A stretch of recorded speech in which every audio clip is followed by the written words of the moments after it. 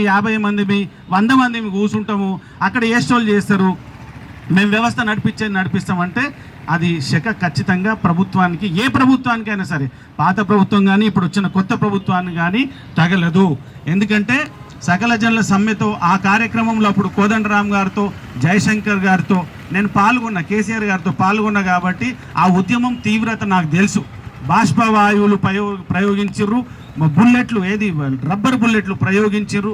అయినా సరే భయపడకుండా లక్షలాదిగా మనం సాగర తీరంలో హుస్సేన్ సాగర్ దగ్గర మనం పోరాటం చేసినప్పుడే అప్పుడు కేంద్ర ప్రభుత్వం తెలంగాణను డిక్లేర్ చేసింది.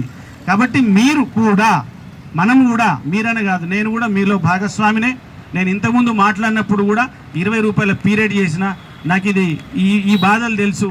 2000 రూపాయల జీతం చేసిన, బట్ ఈరోజు కష్టపడు, దేవుడు సపోర్టు, తల్లిదండ్రుల దయతోటో 1 లక్ష రూపాయల జీతం వచ్చినా కానీ నిరంతరం ఖచ్చితంగా నేనైతే మీ